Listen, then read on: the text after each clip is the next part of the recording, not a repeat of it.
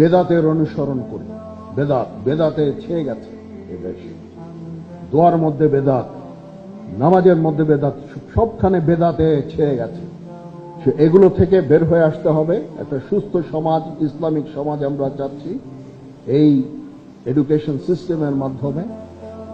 আমি মনে করি যে এইভাবে যদি আমরা এডুকেশন ইনস্টিটিউশনগুলোকে গড়ে তুলি, তাহলে আমরা একটা এডুকেশন সিস্টেম পাবো যেখানে ইসলামিক ভ্যালুসগুলো থাকবে, মডার্ন এডুকেশন থাকবে, সোসাইটি লাভবান হবে।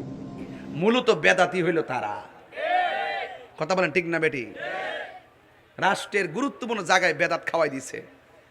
আর রাষ্ট্রের গুরুত্বপূর্ণ জায়গার ব্যক্তি যখন দলিলে দিলে ছাড়া হুজুরের মতন মাইক দিয়ে ওয়াজ শুরু করে দে, তখন তো কোনই লাগে মাশাআল্লাহ আপনি কোন মাদ্রাসায় পড়ছিলেন?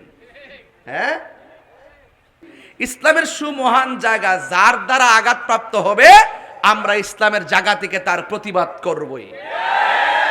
এটার সাথে রাজনীতির কোনো সম্পর্ক। রাজনীতির জায়গায় ধর্ম নিয়ে কেউ যদি কোনো ষড়যন্ত্র করে, ইসলাম নিয়ে কেউ যদি ষড়যন্ত্র করে, দেশের সার্বভৌমত্ব নিয়ে যদি কেউ ষড়যন্ত্র করে, সাধারণ মানুষের আবেগকে পুঁজি করে কেউ যদি ষড়যন্ত্র করে, আমরা তার দাঁত ভাঙা জবাব দেব।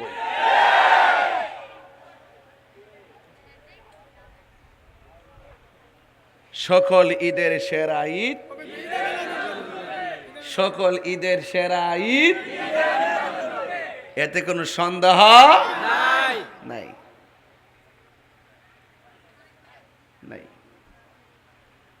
কয় দুই ঈদ ছাড়া কোনো ঈদ নাই। নাউজুবিল্লাহ কালকা কর না, বেড়াইত্রি করে বেড়াইত্রি। আর জোরে কয় নাউজুবিল্লাহ। আমরা বাপে খাওয়াইছে না? খাওয়াইছে বড়। দেশি মাছটি খাইছেন আগে আগে। ওনা আমরা সব পোল্ট্রি খাই, লাগে না শক্তি কম। আমরা তো আড্ডি দিয়ে কি মোটা মোটা অরিজিনাল মাছটি খাইছি না লাগে। দেশি মুরগি খাইছে, অন্ত পোল্ট্রি খাই, এই জন্য আমরা সমস্যা, বুঝলেন না? এই বউ না, অসুবিধা কি? বয়া দাও না বউ, আপনি বসেন, আপনি বসেন।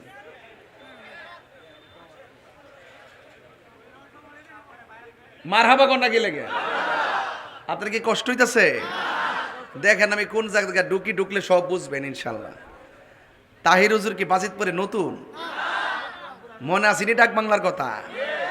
ওই সমুখিতা আস্তে কথা কইছিলাম, মনে আসেনি? মনে আসেনি? হিডই কিন্তু ইডই কিন্তু হিডা।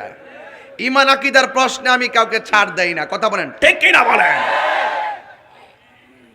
অনেকে বলে ঈদ দুইটা।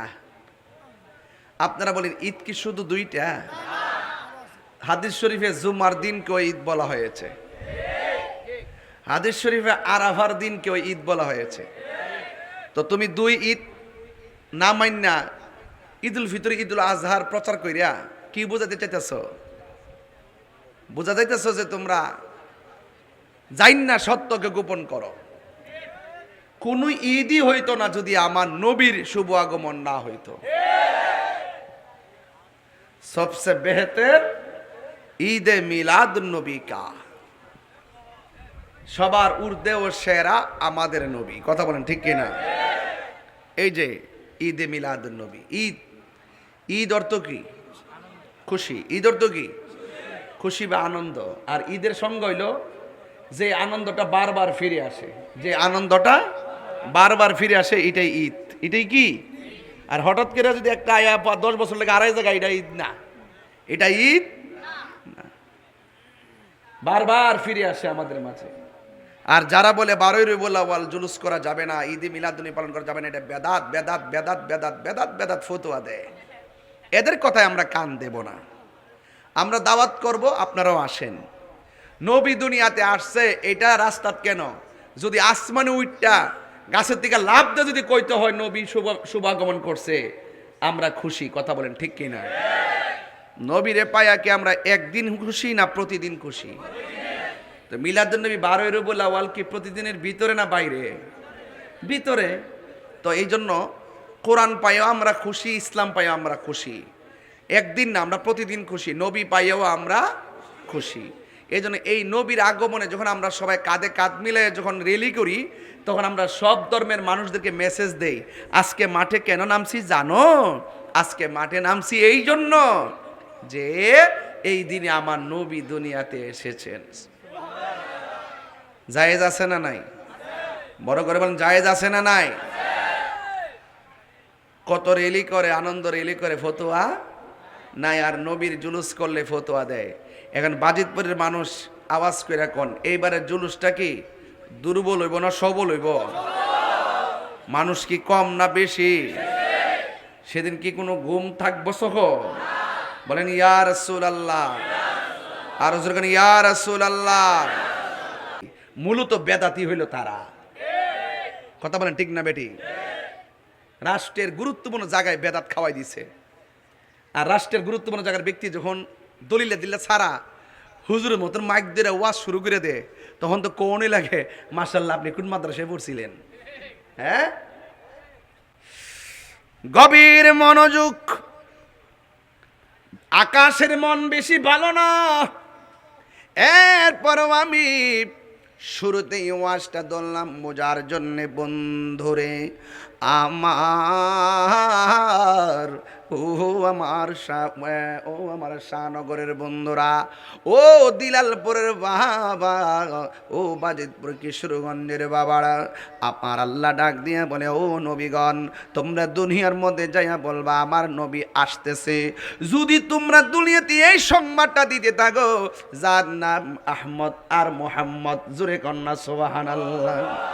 হায় হায়, এবার আমার নবী আপনার নবীকে আমার আল্লাহ রাব্বুল আলামিন কয়, এ নবীগণ, তোমরা দুনিয়ার মধ্যে যাবে, গিয়ে বলবে আমার নবী আসতেছে।